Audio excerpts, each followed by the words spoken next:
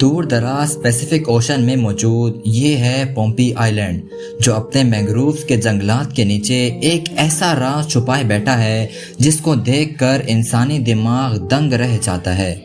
Pompey island کی تنہائی کا اندازہ لگایا جائے تو اس کے سب سے قریب پاپا نیو گینی ہے، اور وہ بھی یہاں سے 1900 کلومیٹر دور ہے، اور دوسرے نمبر پر جاپان ہے جو کہ 3600 کلومیٹر دور۔ اوپر سے دیکھا جائے تو پومپی آئلینڈ صرف جنگلات اور مینگروو سے بھرا ہوا ہے، لیکن حقیقت میں اس جنگل کے نیچے ایک ایسا شہر جہاں یہاں کے لوکل جانے سے ڈرتے ہیں۔ ایسا مانا جاتا ہے کہ اگر کسی نے یہاں جانے کی کوشش کی یا اس شہر کے بارے میں بات کرنے کی بھی کوشش کی تو ان کی موت ہو سکتی ہے۔ ترک ٹی وی کی ویڈیوز میں ایک بار پھر سے خوش آمدید۔ ناظرین، نین میڈول نامی یہ شہر پومپی آئلینڈ کے ایسٹ میں فارسٹ کے نیچے چھپا ہوا ہے۔ یہاں جانے کے لیے پہلے پومپی آئلینڈ کے کنگ سے پرمیشن لینی پڑتی ہے، اور ایک خاص رسم پوری کرنے کے بعد کاوا کے پودے کی جڑوں سے بنائی گئی ایک انوکھی ڈرنک پلائی جاتی ہے، جس کو ایک پتھر پر رگڑ رگڑ کر بنایا جاتا ہے۔ جنگل میں جانے کے بعد بھی نین میڈول کو پوری طرح سے نہیں دیکھا جا سکتا، کیونکہ مینگرووز اور ان کی جڑوں نے یہاں بنی اسٹرکچرز کو پوری طرح چھپایا ہوا ہے۔ گھنے جنگل کے بیچ چھپا یہ ہے یہاں کا سب سے بڑا اسٹرکچر، جس کو 800 سال پہلے پتھروں کے بڑے بڑے پلرز کی مدد سے بنایا گیا تھا۔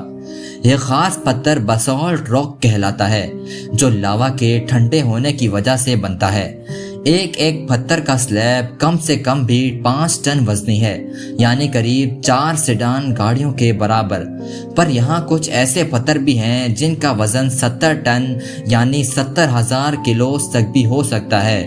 اتنا زیادہ وزن آج کل کی ایڈوانس مشینری کی مدد سے اٹھانا بھی کافی چیلنجنگ ہو سکتا ہے۔ تو سوچیں یہ کام 800 سال پہلے پیسیفک اوشن کی ویرانیوں میں کیسے کیا ہوگا۔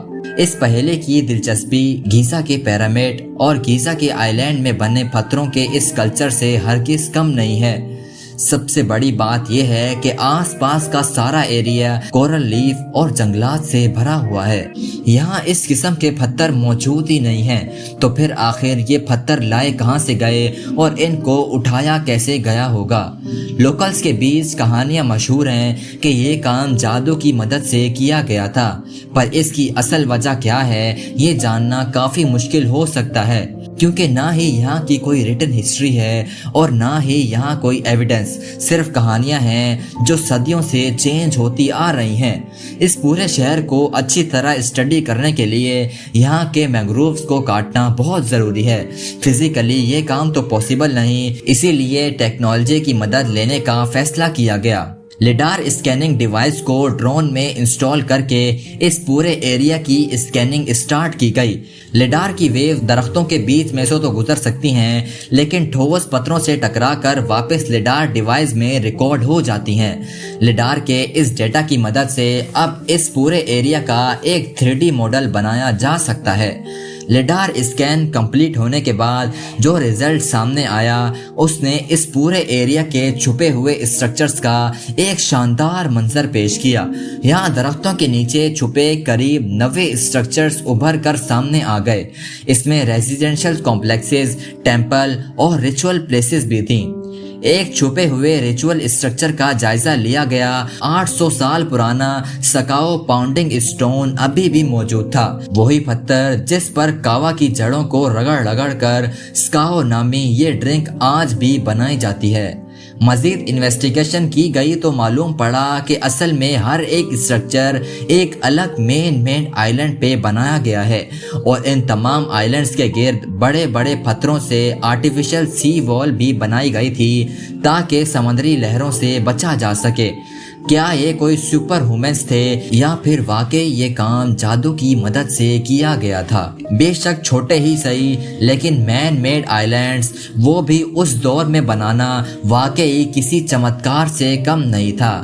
ایک طرف آج کی اتنی ایڈوانس ٹیکنالوجی کے باوجود بھی دبئی کے ورلڈ آئی لینڈ واپس سمندر کی نظر ہو رہے ہیں، اور دوسری طرف نین میڈول میں بسنے والے 800 سال پہلے مین میڈ آئی لینڈز کا پورا شہر بنائے بیٹھے تھے۔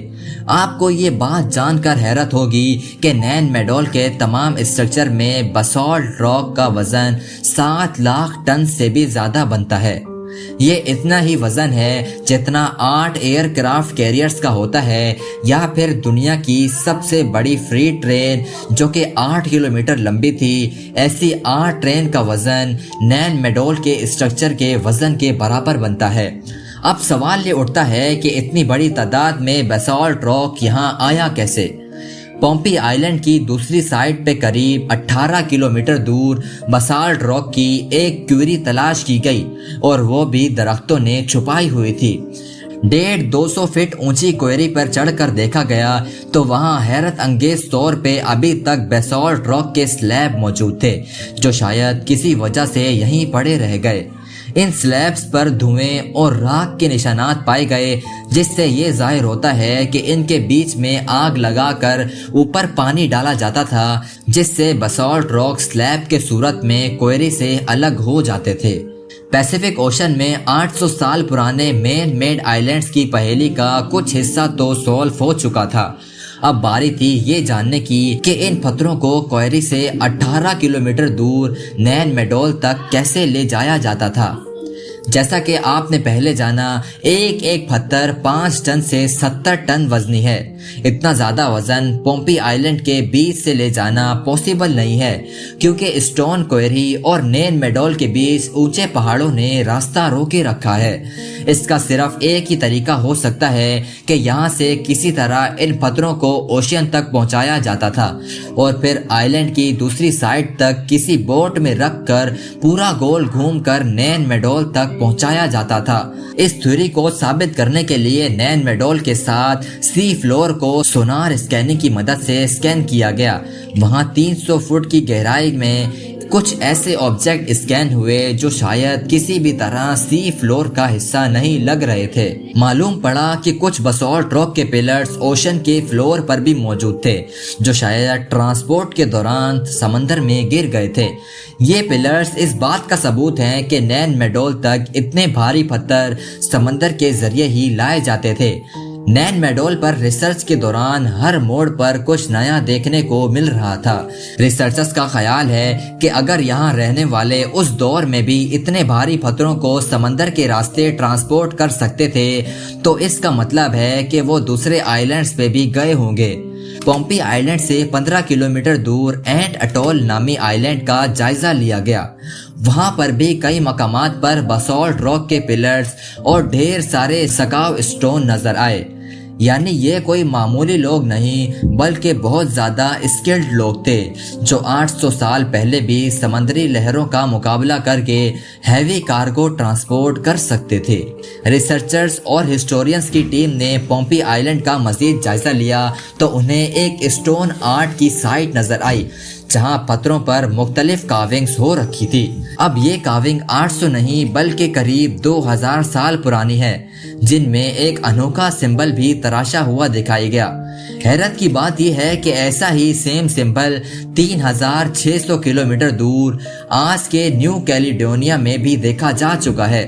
یعنی یہ سمبل جس کسی نے بھی بنایا تھا، ان کے لیے سمندری سفر بچوں کا کھیل تھا۔ اتنا بڑا سفر بغیر جی پی ایس اور ایڈوانس ایکوپمنٹ کے کرنا، اور کئی صدیوں پہلے مین میڈ آئی لینڈز اور اس کے اوپر اتنے بڑے اسٹرکچرز بنانا، یہ ظاہر کرتا ہے کہ وہاں اس دور کے رولنگ ایلیٹ رہتی تھی۔ پر ابھی تک یہ کسی کو بھی معلوم نہیں ہے کہ اتنا بڑا سسٹم چھوڑ کر یہ آخر چلے کہاں گئے۔ کیا یہاں کوئی نیچرل ڈیزاسٹر آیا تھا یا پھر ان کو سمندر نگل گیا؟ امید ہے ٹروتھ ٹی وی کی یہ ویڈیو بھی آپ لوگ بھرپور لائک اور شیئر کریں گے۔ آپ لوگوں کے پیار بھرے کمنٹس کا بے حد شکریہ۔ ملتے ہیں اگلی شاندار ویڈیو میں۔